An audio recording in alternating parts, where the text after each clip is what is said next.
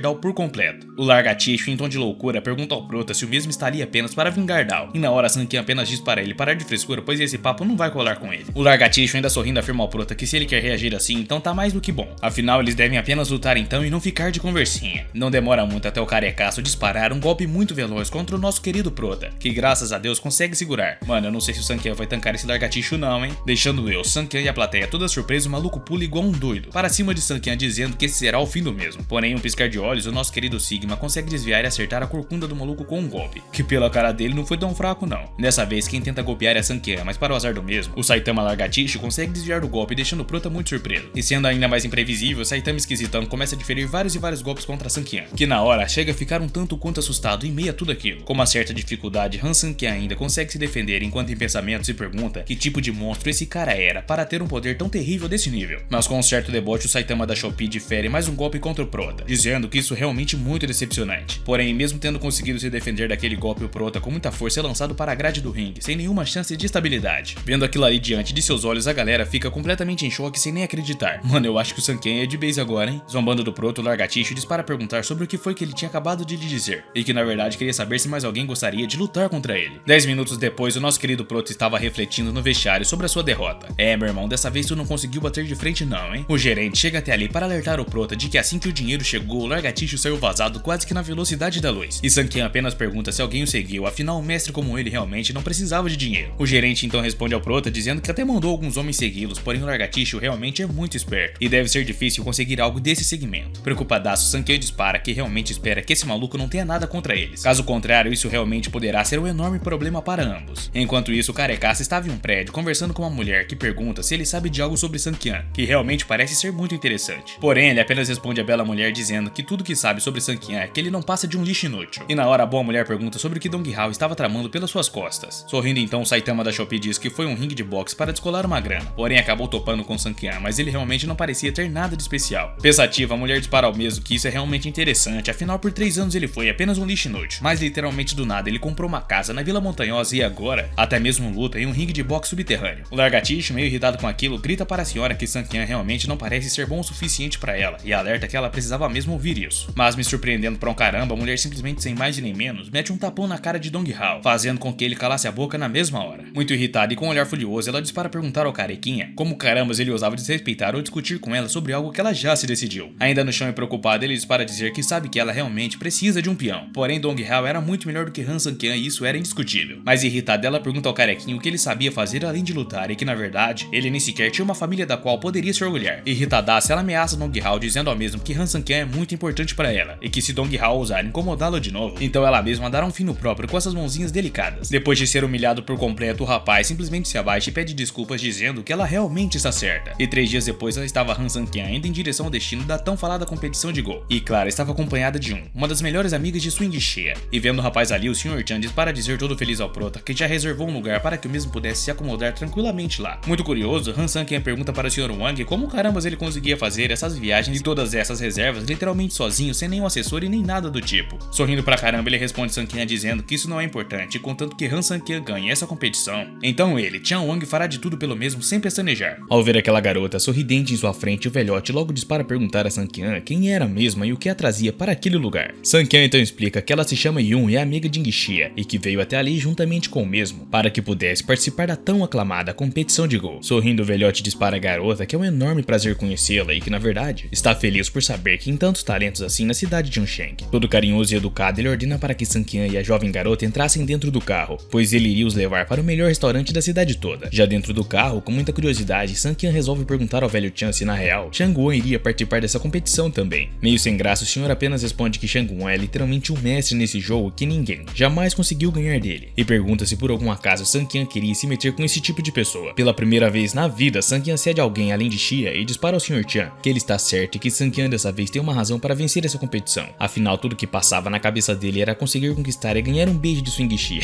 Mano, que cara mais bobo. Na mente do nosso querido Prota vem a imagem de Shea prometendo que caso ele ganhasse a competição, então poderia fazer o que quisesse com ela. Cara, eu não tô lembrado dessa promessa, hein? Era só um beijinho se eu não me engano. E não demora muito, lá estavam eles naquele lugar majestoso, cheio de piscina. Meu pai, nesse calor eu queria tanto um lugar desse. Assim que eles vão olhar a tabela das partidas, Yun logo comemora com Sankian dizendo que por sorte ela não enfrentará ele ou então acabaria perdendo bem mais cedo do que o esperado. Rapidamente a garota corre para o abate, dizendo a Sankian que já estava prestes a começar e que ela não podia ficar ali mais de papinho com ele. E também não demora muito até chegar a vez de Sankian e todo educado ele cumprimenta seu adversário e se põe a competir rapidamente. Logo o jogo começa e com vários movimentos friamente calculados, a garota em partes até consegue surpreender Sankian. Isso até deixa o nosso querido Sankian muito confuso e pensativo para conseguir sair dessa de uma forma bem perfeita. Depois daquela longa partida, Sankian finalmente se encontra com a sua nova amiga, que toda triste reclama para o mesmo dizendo dizendo que perdeu nas semifinais para o discípulo de Changguan. Todo confiante, Sun Qian diz que realmente sente muito pela derrota da mesma, mas sendo assim ele realmente precisava seguir em frente nessa competição dando o melhor de si. Mas antes que Sun Qian fosse embora, Yun avisa que isso tudo era muito estranho, afinal o discípulo conseguiu chegar na final mesmo ainda tendo 2 jogos na competição. Depois dessa longa conversa, Sun Qian finalmente decide ir para o seu próximo jogo, e todos em volta ficam incrédulos vendo aquilo com muita ansiedade. Vendo aquela destreza, Wang dispara que o oponente de Sun Qian apenas estava cansando o dragão dourado da família Han, jogando lentamente para tentar o deixar esgotado. Preocupada com tudo aquilo, a querida Yun dispara perguntar ao velho Tian se ele estava dizendo que o discípulo de Changguan estava usando truques contra Han Sun Qian. Enquanto os dois estavam completamente em choque observando o jogo de longe, Sun Qian não parecia estar muito preocupado não. Porém, para a sorte dos dois, Sun Qian consegue ser muito melhor que seu oponente, e na hora o juiz apita dizendo que a vitória é de Sun Qian e que ele conseguiu chegar nas finais. E da cadeira, Sun Qian resmunga em pensamentos que finalmente venceu aquela batalha e que na verdade é muito cansativo ter tantos jogos assim em apenas um único dia. Percebendo a exaustão do garoto, o velho Tian chega em Sun Qian e dispara ao mesmo para que vá até o hotel e descanse, para então estar pronto para a final que ocorrerá no dia seguinte. Literalmente do nada, o juiz chega todo empolgadão, pedindo desculpa a todos que estavam ali, mas dispara que ele realmente precisava fazer um aviso urgente. Deixando o Sr. Tian muito irritado e Sun Qian também, o juiz simplesmente tira uma desculpa do bumbum, dizendo que teria de acontecer a final nesse exato momento. O velho, muito irritado com aquilo, grita que Han Sun Qian jogou durante 12 horas seguidas, e realmente estava muito cansado para continuar com a competição agora. Porém, o juiz dispara em tom de deboche que isso não era culpa dele, que na verdade, já que Sun Qian não poderá competir por conta do cansaço, então já tinha um vencedor. Basicamente, o que os diretores da competição falam é que o problema é do Sun Qian, e se ele não quiser competir, basta simplesmente desistir e entregar a derrota. Logo o mestre chega até ali pedindo a atenção de todos e rapidamente explica que na real, isso tudo é por conta da escolha que ele mesmo fez com Changguan. Ao lado de seu discípulo, Changguan diz que ele não teve escolhas a não ser adiantar isso. Afinal, ele tinha um compromisso pela manhã que não poderia esperar mesmo. Ah, que veio safado. O juiz, meio se desculpando, responde a Shang dizendo que na verdade ele é o maior contribuidor da competição de Go, então como é que poderiam negar um pedido desses dele? Olhando para Sun Qian, o velho safado dispara ao mesmo que caso ele se sinta injustiçado, então poderia pedir a Jue para sair da competição de amanhã e ficar apenas Sun Qian para derrotar os outros. O juiz e os diretores ficam irritadaços com isso e dizem ao Shang que se isso for sério, então a organização dessa competição de Go seria apenas uma piada, pois isso realmente não poderia ser aceito de forma alguma. Mas vendo aquilo ali, Han Sun Qian diz absolutamente nada pra ninguém de primeira mão e apenas abre um sorriso. Na moralzinha, então o prota responde que na verdade ele nunca considerou o Jue como oponente, porque ele nem sequer era digno de um título desses. Ao ouvir aquilo, o juiz fica extremamente pistola com o prota e dispara dizer ao mesmo quem ele pensa que é para dizer isso do discípulo do Sênior. Mas debochando e parecendo o salsicha do Scooby-Doo, o prota simplesmente rebate perguntando ao juiz se por algum acaso era plausível ele ser um oponente só por ser discípulo de Changguan.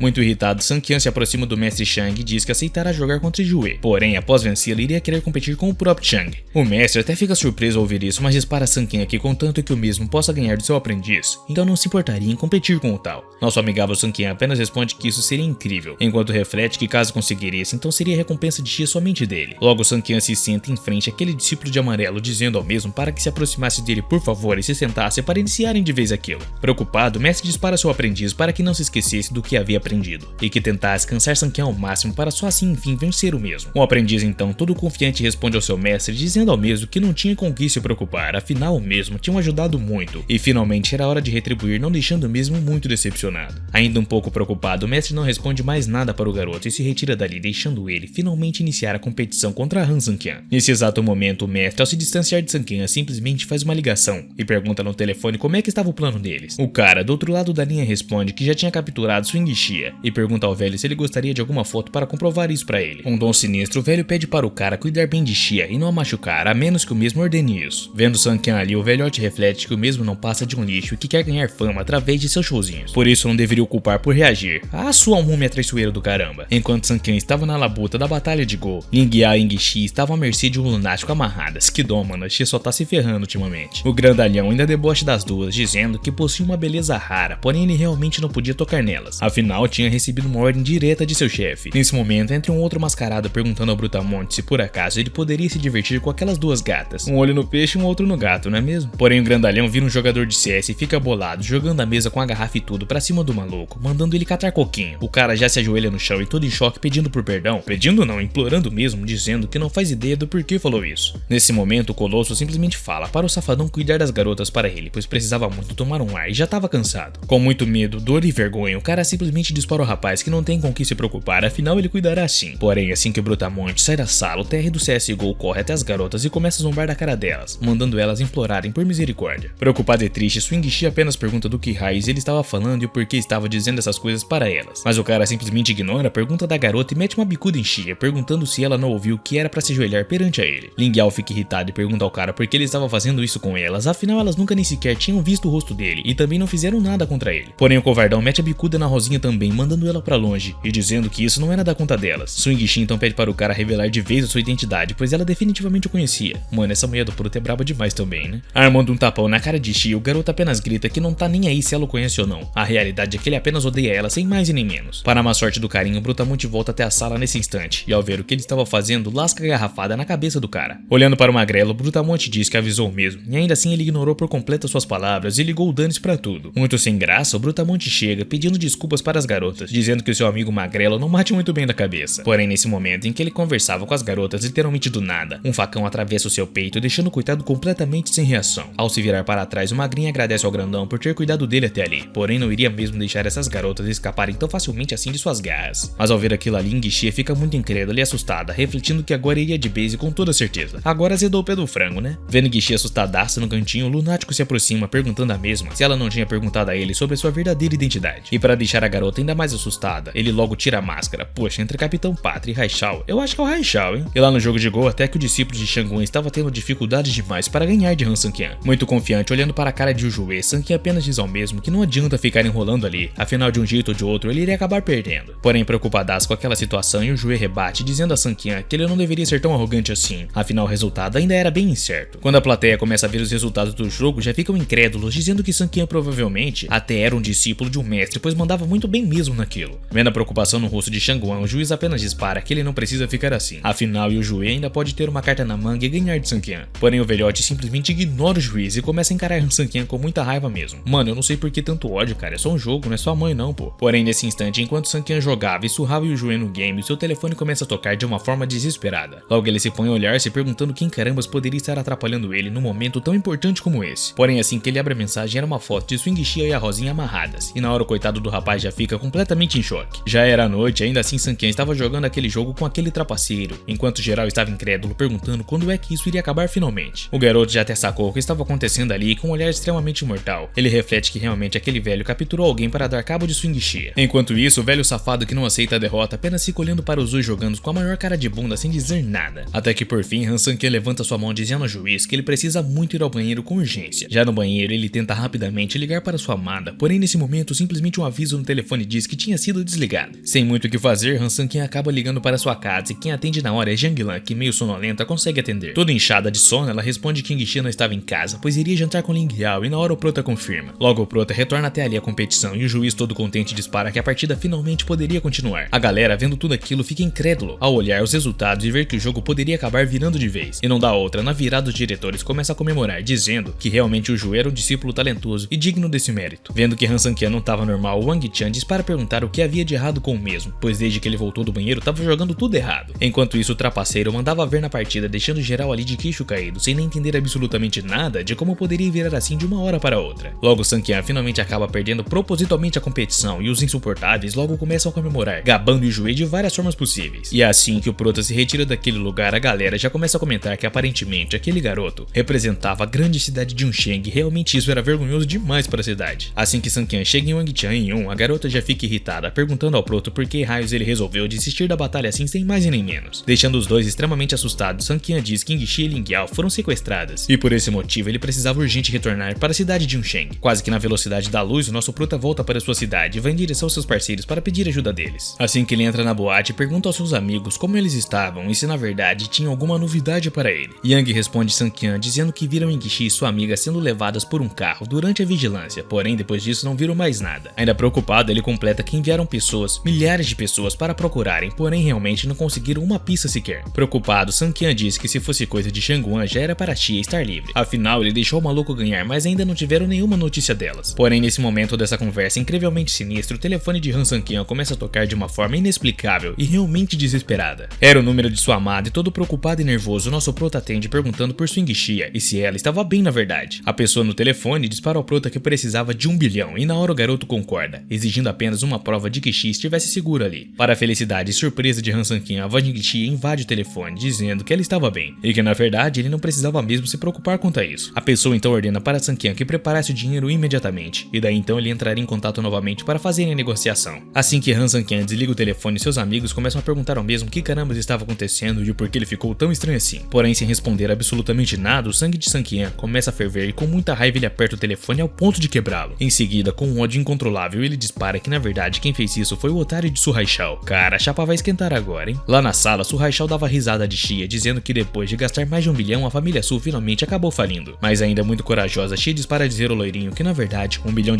não era literalmente nada para Han Sang-Kyan. Filha, cala a boca, ele vai exigir mais, pô. Irritada, ela acrescenta ao loiro que mesmo que ele consiga enfim o dinheiro, ainda assim não poderia gastar de forma alguma. Rindo da cara da garota, Haixiao diz que ele realmente estava gabando Han Sang-Kyan e que isso na verdade era extremamente ridículo, até mesmo para alguém como ela. Porém, enquanto era humilhado, Enguixi apenas responde ao seu primo que espera que ele realmente não se arrependa de provocar Han Sang-Kyan. Com um olhar maquiavélico, Haixiao rebate dizendo que quem irá se arrepender será Su Enguixi depois de ver Han Sang-Kyan se ajoelhando na frente dele. Mas enquanto isso, na casa de Haixiao, a porta é simplesmente estourada com muita força, fazendo ela voar para bem longe. Os pais do loirinho ficam completamente em choque, perguntando quem é e o que carambas estava fazendo ali na casa deles. E ao olharem mais atentamente para aquela escuridão que vinha da rua, conseguem então perceber que na verdade se tratava de Han Sang-Kyan. O pai de Haixiao vai para cima do prota com muita raiva, perguntando ao mesmo o que ele pensava estar fazendo ali na casa dele. Porém, com um olhar muito do mal, Sang-Kyan ignora a pergunta e rebate perguntando onde raios estava o infeliz de Su Haixiao. Mas o cara simplesmente dá de dedo na cara de Sang-Kyan, dizendo que depois de que Xi se tornou presidente, Sang-Kyan virou estrelinha e grita porque ele estava mexendo com a sua família. Com muito ódio, Han Sang-Kyan pega o pai de Haixiao pelo colarinho e dispara perguntar ao mesmo onde carambas estava Haixiao e que ele iria perguntar apenas mais uma vez. Porém, ele responde que seu filho era realmente digno e promissor e por isso era certeza de que o mesmo ganharia uma boa grana. Sang-Kyan taca o velho para longe, gritando com ele se por acaso sequestrar Su Enguixi e exigir dinheiro era uma forma digna e promissora de ganhar na vida. Nesse momento, o pai do lourinho fica muito assustado e pergunta do que caramba Sang-Kyan está falando. Afinal, Haixiao jamais teria coragem de fazer uma coisa dessas. Irritado, o prota diz que dará apenas mais uma chance, pois se ele mesmo encontrar Haixiao, irá preparar um caixão para enterrá-la de uma vez por todas. Porém, enquanto o pai do lourinho estava quase cagando na roupa de medo, a mãe do mesmo levanta do sofá e dispara a Sang-Kyan que ela sabia onde ele estava. Rapidamente, ela dispara dizer a Sang-Kyan que tinha localização do telefone de Haixiao, então sendo assim, teria como ela descobrir onde é que ele estava facilmente. Enquanto isso, na prisão de King Sheng, o irmão de Sang-Kyan estava lá, sendo humilhado por completo para tentar sobreviver assim. Até que um guarda chega até Han-Jun, dizendo ao mesmo que ele tinha que sair dali, pois havia uma visita para o mesmo nesse exato momento. Para a surpresa dele, era seu avô Sheng Wang, que na mesma hora dispara perguntar ao garoto se ele gostaria de ter a sua vingança. Com muito ódio no coração, Han-Jun dispara que é óbvio que quer se vingar, afinal Sang-Kyan matou a sua avó, e agora ele quer dar cabo de seu irmão, custe o que custar. O avô Shen responde que se é assim, então tá de boa, e irá ajudar o mesmo, que até encontrou uma coisa que irá permitir a saída do mesmo daquela prisão de uma vez por todas. Durante a noite, lá estava Sang-Kyan em frente a uma propriedade abandonada que, de acordo com o GPS, era a localização do telefone de Su Haixiao. E dentro da sala só se ouve um estrondo enorme de uma porta voando a 1000 km/h. Mano, o cara tá no sangue, véi. Deixando o loirinho completamente em choque, era Sang-Kyan que entra gritando pelo nome de Haixiao com um olhar macabro. Todo em choque, olhando para Enguixi, o loirinho dispara perguntar ao prota como carambas ele conseguiu chegar à sua localização. E ao ver Enguixi feliz com a chegada de seu amado, o loirinho manda ela calar a boca e ficar parada ali, para que não tentasse fugir de forma alguma. Porém, enquanto ele gritava com a amada do prota, simplesmente um murrão atinge a fuça dele. A porrada foi tão sinistra que o maluco foi arremessado para muito longe. Mano, que cena satisfatória, cara. E quase que na velocidade da luz, o nosso querido prota se aproxima novamente do garoto, armando mais um murrão. E não dá outra, com todo o ódio que estava sentindo, o nosso querido prota consegue golpear o rosto do loirinho, que cai ao chão todo bagaçado na frente de Sang-Kyan, que por sinal fica encarando mesmo com muita, mas muita raiva mesmo. Deixando até eu com medo, o prota usando o olhar macabro ainda dispara Haixiao, que até mais tarde iria dar cabo no mesmo. Porém agora tinha coisa mais importante para fazer. Rapidamente ele se aproxima libertando sua amada, e nesse momento aproveita para se desculpar com ela por estar atrasado demais. Olhando nos olhos do prota, ela dispara que ele não tem com o que se preocupar, pois durante todo o processo ela saberia que ele viria sim salvá-la. Porém muito triste, olhando nos olhos de sua amada, Sang-Kyan dispara que realmente sente muito, pois não a protegeu direito mesmo. Irritadaça, Rosinha pergunta se eles poderiam parar de frescura e libertarem ela logo, e depois ficavam de grude na casa deles. Nosso guerreiro então diz às duas garotas que elas deveriam ir para casa e descansarem, pois ele ficaria ali por hora, afinal tinha um lixo ainda para ser descartado. Nesse momento, quando o prota olha para o loirinho que todo arrebentado estava tentando se levantar na moralzinha e sair de fininho, não sei porquê, mas todo arrebentado e sem nenhuma chance de vitória, o loirinho ainda chama Sang-Kyan para vir pra cima e desafia o prota a dar cabo nele. Mas antes que esse idiota pudesse pensar em alguma coisa ou alguma forma de reação, Han Sang-Kyan simplesmente pega ele pelo pescoço. Esgoelando o loirinho, Sang-Kyan diz que Haixiao pode o maltratar e zombar dele e só será tratado como lixo, mas nunca deve fazer Enguixi sofrer de forma alguma. Desesperado, ele começa a gritar para Sang-Kyan que matar alguém é crime e que depois não tem mais volta, como se sequestrar alguém e também matar a própria avó não fosse, né? Com um olhar tenebroso, Sang-Kyan apenas dispara o loirinho para que quando ele estiver no inferno, pergunte então quem era Han Sang-Kyan. Desesperado, Haixiao começa a gritar que isso era impossível e como era possível um fracassado como Sang-Kyan conseguir o matar tão facilmente. Porém, nesse momento, um feixe de luz muito forte chama a atenção de Sankyang que na hora se vira tentando entender o que era. Sem obter nenhuma resposta, tudo que ele consegue fazer é se defender daquele golpe com muita dor em seus braços. Com o golpe, Han Sankyang é arremessado com tudo para a parede que fica sem entender nada. Caramba, mano, agora o pau vai comer solto. Era aquele velho sinistro com uma pose de quem realmente vai solar pelo menos ali uns 50 figurantes sem nem chance de reagir. Na mesma hora, Sankyang reconhece aquela pessoa e meio machucado ele se levanta dizendo o nome Shen Wang. Vendo Sankyang no chão, o velhote dispara que não esperava que um verme inútil e pequeno como Han Sankyang lembrasse da existência dele. Então o prota acrescenta que não poderia se esquecer, afinal quando era pequeno ele pegou o brinquedo de Hanjun, mas Sheng o espancou e quebrou as costelas do mesmo. Ignorando Sankyang, ele olha para Haishao no chão. O velho Sheng apenas dispara para ele ensinar uma lição a Sankyang hoje. Afinal mesmo não faria nada contra Shen. O loirinho simplesmente confirma enquanto em pensamentos reflete que aquele velho realmente era muito poderoso e que com certeza ao lado dele não teria por que ter medo de Han Sankyang. Logo Haishao pega uma garrafa e quebra na cabeça do prota dizendo que ele não passa de um covarde e que agora iria aprender uma boa lição. A reação de Sankyang é ainda mais sinistra, afinal ele nem sequer mexe nenhum músculo nesse momento enquanto ainda é ferido por Haishao. Sorrindo, Sankyang então debocha de Wang dizendo que até entende ele querer ajudar Hanjun, porém apreciar aquele tipo de lixo como Haishao já era sacanagem. Mas ainda olhando com raiva para a cara do prota, o velhote diz que ele não tem direito de falar nada e que na verdade tinha que ficar quieto como o lixo bastardo que ele realmente era. Literalmente do nada, alguém surge da sombra dizendo a Shen Wang que ele quebrou as regras quando resolveu atacar Han Sankyang. Se aproximando, o avô do prota dispara que sendo assim então ele também não precisava mais cumprir com a sua promessa. Mano, que cena mais linda, velho, me emocionei de verdade. Porém, enquanto Sankyang fica feliz ao ver o seu avô, Wang apenas rebate ao velho dizendo que na verdade não foi ele quem bateu em Sankyang. O velho então intervém na frase de Wang dizendo que Sankyang deve então se vingar com suas próprias habilidades e se alguém ousar interferir, então o garoto terá sua ajuda. Nesse momento, o nosso guerreiro começa a se levantar, mas rapidamente Haishao se assusta e começa a se afastar do prota com muito medo mesmo. Completamente em choque e sem nem saber o que deveria fazer, Haishao grita ao velho que ele não era seu oponente e que o Wang deveria mesmo ajudar agora. Porém, o velho simplesmente fecha seus olhos e nesse momento, igual um fantasma, Han Sankyang mete um murrão na boca de Haishao. Com muita raiva e frieza em seu olhar, Han Sankyang apenas continua diferindo vários golpes mesmo contra um loirinho. Nessa hora, Haishao se ajoelha e implora por perdão a Sankyang, dizendo que ele era apenas um inseto e que Han não precisava se preocupar com alguém tão pequeno quanto ele. Ian dispara ao Sheng que caso ele não ache Sankyang parecido com Hanjun, então realmente Nangong simplesmente não passava de uma mera seguidora. Nesse momento ele começa a se retirar da sala e dispara a Haishao que caso mesmo consiga continuar vivo, então deveria o seguir depois. E assim que o velho sai da sala, o Sr. Ian começa a explicar para o seu neto por que Shen Wang veio atrás dele agora e usou ainda Haishao para lidar com Sankyang. Mas o prota com muita destreza apenas responde ao seu avô dizendo que ele não precisava ficar preocupado. Afinal, Haishao nem sequer valia a pena, nem mesmo para o inseto. Por conta da garrafada, Sankyang acaba indo para o hospital, mas nesse momento seus amigos começam a rir da cara dele por estar ali. Sankyang apenas rebate dizendo que eles deveriam ajudar a se esconder de Swing Shi ao invés de ficarem rindo da cara dele. Afinal, não queria deixar a sua amada preocupada com a saúde dele. Ying então responde ao prota dizendo que caso mesmo não tenha arrumado uma desculpa boa para não ir para casa, talvez fosse melhor ser honesto com ela dessa vez. Sankyang então concorda, mandando eles voltarem de vez e fingissem que estavam despreocupados com a saúde de Han Sankyang. O prota então se despede de seu amigo verde, dizendo ao mesmo para que ele não esquecesse de cultivar as suas habilidades também. E assim que o prota atende seu telefone, Erengishi muito irritada com o mesmo, gritando e perguntando onde carambas ele estava e o porquê estava demorando tanto para voltar para casa. Ele responde que apenas estava no hospital, mas antes que pedisse para ela ficar de boa, a garota grita que iria rapidamente até o hospital para vê-lo. 20 minutinhos depois, lá estava a nossa garotona, toda preocupada no hospital, gritando pelo nome de seu amado. Ainda preocupada, ela pergunta sobre a bandagem na cabeça do prota e se o ferimento era grave, porém ele apenas rebate que isso não era nada, mas ele conseguiu perder o jogo de gol. Triste demais, Swing Shi começa a pedir desculpas ao seu amado, dizendo que se não fosse por causa dela, então Sankyang não teria perdido a partida, muito menos a competição. Pela primeira vez, o prota toma uma atitude e rebate dizendo que estava de boa, porém queria saber se realmente teria alguma compensação para ele por isso. Engishi então fica muito envergonhada e responde que com certeza não teria uma compensação, mas por ser a esposa dele, então Sankyang deveria segui-la. Partindo para a garota com muita atitude e um olhar apaixonante, Han Sankyang pergunta para ela se poderia exercer as suas funções como marido da mesma. E finalmente acontece o tão sonhado beijo dos dois, o beijo mais esperado do ano, que sei que vocês queriam muito, hein? Bom rapaziada, chegamos ao último capítulo de vez e agora não tem mais nem na gringa. Porém, eu realmente amo esse mangá de coração e assim que possível eu trarei a continuação para vocês. Muito obrigado por me acompanharem e acompanharem o Sankyang até aqui e amo vocês.